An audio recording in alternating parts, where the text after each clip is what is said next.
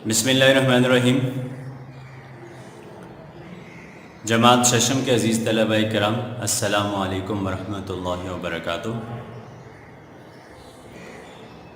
بیٹا آج ہم حصہ قواعد میں آپ کو درخواست لکھنے کے طریقے سے آگاہ کر رہے ہیں۔ دراصل یہ آپ کا پہلا تجربہ ہوگا کہ آپ درخواست لکھیں گے۔ چونکہ آپ پہلی دفعہ درخواست لکھ رہے ہیں، اس لیے درخواست کے ضابطے اور طریقہ کار سے اچھی طرح خود کو آگاہ کر لیں، اور جو ضوابط اور جو ہدایات آپ کو درخواست کے حوالے سے دی جا رہی ہیں، بتائی جا رہی ہیں، انہیں بغور سماعت فرما لیں اور اچھی طرح ذہن نشین کر لیں، کیونکہ درخواست میں سب سے اہم چیز اس کا طریقہ کار ہوتا ہے، درخواست لکھنے کا طریقہ۔ اگر آپ درخواست کو اس کے طریقے کے مطابق نہیں لکھتے، یا امتحان میں اگر آپ درخواست مروجہ ضابطے کے مطابق نہیں لکھتے، اس کے اپنے طریقہ کار کے مطابق نہیں لکھتے، تو آپ کے نمبرات کٹ جایا کرتے ہیں۔ ٹھیک ہے بیٹا، لہٰذا جو ہدایات آپ کو آج کی ویڈیو میں درخواست کے حوالے سے دی جا رہی ہیں، اسے بغور سماعت فرما لیں، اچھی طرح ذہن نشین کر لیں، ٹھیک ہے، اور ہمیشہ آپ درخواست اسی بتائے گئے طریقہ کار کے مطابق، انہی ہدایات کے مطابق تحریر کریں۔ زندگی میں آپ کو کافی دفعہ موقع ملے گا درخواست لکھنے کا۔ درخواست کو عرضی بھی کہا جاتا ہے، اسی طرح اس کے لیے ایک اور لفظ بھی استعمال ہوتا ہے، اپیل، اور التماس کا لفظ بھی استعمال ہوتا ہے درخواست کے لیے۔ اور درخواست لکھنے کے لیے سب سے اہم چیز جو ہے وہ ہے، جیسے میں نے آپ کو بتایا، اس کا طریقہ کار، اور اس کے بعد دوسری اہم چیز یہ ہے کہ آپ آسان اور بہترین الفاظ کا انتخاب کریں درخواست لکھتے وقت۔ اس وقت میں نے آپ کے لیے ایک درخواست تحریر کی ہے، بیماری کی درخواست۔ اکثر ہم بیمار ہوتے رہتے ہیں، اور بیمار ہونے کے بعد اسکول میں یہ ضابطہ ہوتا ہے کہ آپ اپنی بیماری کی اطلاع ضرور دیتے ہیں، دوسری صورت میں آپ غیر حاضر شمار ہوتے ہیں۔ درخواست دے لینے کے بعد چونکہ یہ ایک ضابطہ ہے، اس کے مطابق پھر آپ غیر حاضر شمار کم از کم نہیں ہوتے، ٹھیک ہے، اور آپ سے کسی طرح کی کوئی پوچھ وغیرہ نہیں ہوتی، آپ پر کسی طرح کی سختی چھٹی کرنے پر نہیں کی جاتی۔ لیکن اگر آپ درخواست نہیں دیتے تو پھر اسکول اپنے ضابطے کے مطابق کسی بھی تعلیمی کارروائی کے لیے آپ کو طلب کر سکتا ہے۔ بیماری کی درخواست ہے بیٹا، ملاحظہ فرمائیں۔ سب سے اہم چیز کہ آپ جن کے نام لکھ رہے ہیں، سب سے پہلے آپ ان کا نام واضح کریں گے دائیں جانب۔ یاد رکھیے پوری درخواست دائیں جانب سے لکھی جاتی ہے۔ جیسے انگلش میں ہوتا ہے کہ پوری درخواست، پوری اپلیکیشن بائیں جانب سے لکھی جاتی ہے، اردو میں ہم پوری اپلیکیشن دائیں جانب سے لکھیں گے۔ ٹھیک ہے بیٹا، تو سب سے پہلے آپ جن کے نام درخواست لکھ رہے ہیں، آپ ان کا نام اور ان کا عہدہ وغیرہ واضح تحریر کریں گے۔ اگر وہ کسی ادارے سے تعلق رکھتے ہیں تو اس ادارے کا نام بھی آپ واضح کریں گے۔ ادارے کے نام کے لیے آپ دوسری سطر کا استعمال کریں۔ اسی طرح اگر کوئی ایڈریس وغیرہ ہے، کوئی پتہ ہے، تو وہ بھی آپ واضح کریں گے، تاکہ جن کے نام لکھی جا رہی ہے، جس عہدے کے شخص کو لکھی جا رہی ہے، آپ کی درخواست اسی تک پہنچ جائے۔ شروع میں یہ چیزیں واضح کرنا بے حد ضروری ہے۔ جس طرح میں نے یہاں واضح کیا ہے، بخدمت جناب ہیڈ ماسٹر صاحب، بخدمت جناب ہیڈ ماسٹر صاحب، یعنی کہ ہیڈ ماسٹر صاحب کی خدمت میں آپ یہ درخواست لکھ رہے ہیں، ٹھیک ہے۔ اب ان کا آگے کس ادارے سے تعلق ہے، وہ ادارہ آپ نے واضح طور پر لکھا ہوا ہے، اقرا حفاظ سیکنڈری اسکول، اس کے لیے آپ نے دوسری سطر کا انتخاب کیا ہے. پھر آپ نے ایڈریس لکھا ہے، پتہ نارتھ ناظم آباد کراچی. ٹھیک ہے بیٹا، یہ لکھنے کے بعد آپ ایک سطر کا فاصلہ رکھیں گے. ایک سطر کا فاصلہ رکھنے کے بعد آپ جن کے نام درخواست لکھ رہے ہیں، جن کو آپ مخاطب کر رہے ہیں، ان کے لیے کوئی اچھا سا لفظ استعمال کر سکتے ہیں. محترم کا لفظ اور مکرم کا لفظ استعمال کر سکتے ہیں. میں نے یہاں آپ کے لیے لفظ لکھا ہے جناب عالی. اکثر لوگ اسے پڑھتے ہیں جناب اعلیٰ، مگر درست تلفظ اس کا کیا ہے؟ جناب عالی. جناب عالی کے بعد آپ کو ایک علامت نظر آ رہی ہے. یہ علامت دو جگہوں پر استعمال کی جاتی ہے، تعجب کے لیے بھی استعمال کی جاتی ہے اور تخاطب کے لیے بھی استعمال کی جاتی ہے. تخاطب یعنی کہ کسی کو مخاطب کرنے کے لیے، کسی کو بلانے کے لیے.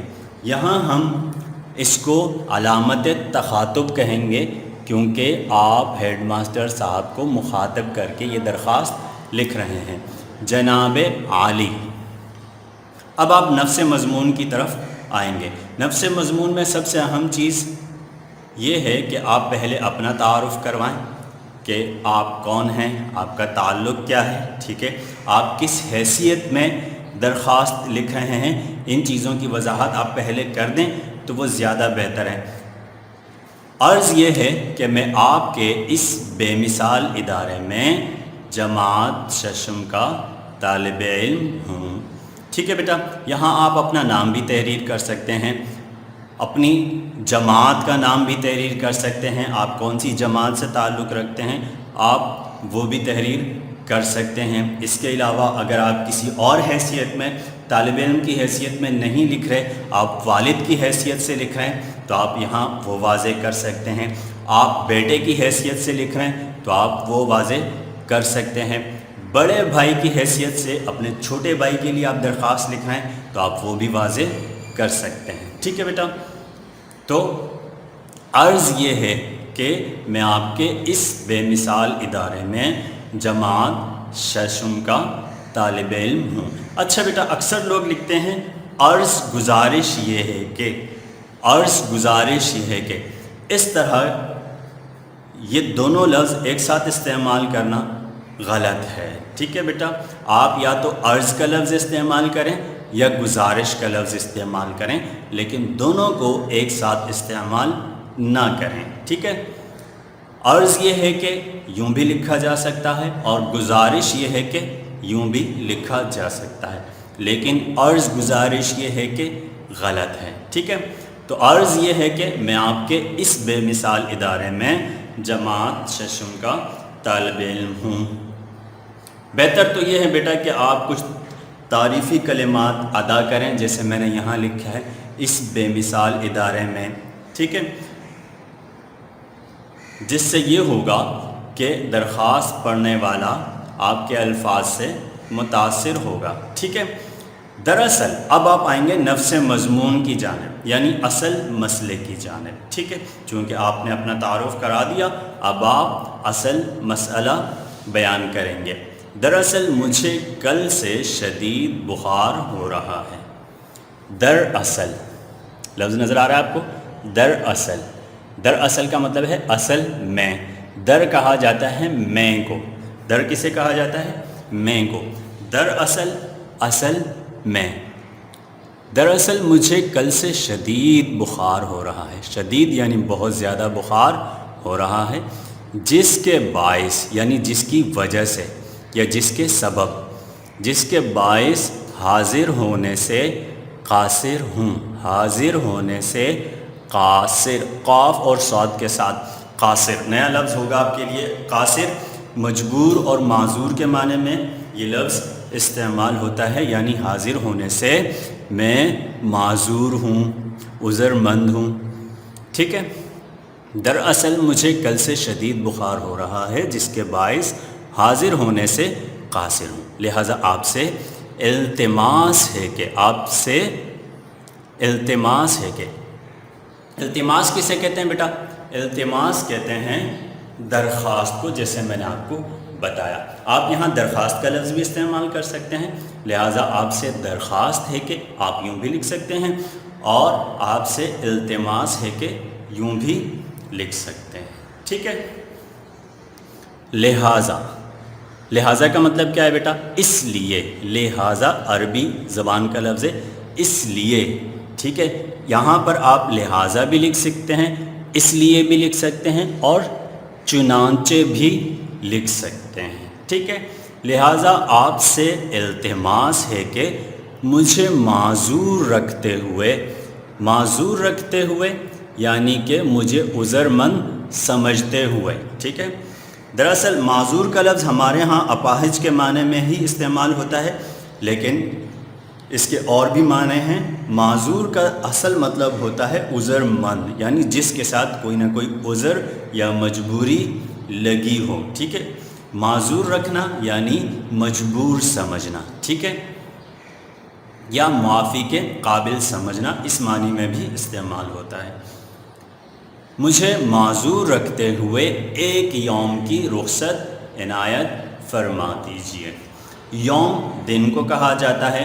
اگر آپ ایک دن لکھ رہے ہیں تو آپ ایک یوم لکھیے، اگر آپ 2 دن لکھ رہے ہیں تو آپ 2 یوم لکھیں یا 2 ایام لکھیں، 3 لکھ رہے ہیں تو 3 ایام لکھیں، ٹھیک ہے۔ یوم کی جمع ایام کا لفظ پھر آپ استعمال کریں گے اگر آپ ایک سے زیادہ کے لکھ رہے ہیں، ٹھیک ہے۔ مجھے معذور رکھتے ہوئے ایک یوم کی رخصت عنایت فرما دیجیے۔ رخصت یعنی کہ اجازت، ٹھیک ہے۔ اب نیچے آپ شکریہ کے الفاظ تحریر کریں گے، دائیں جانب سے آپ کی عین نوازش ہوگی۔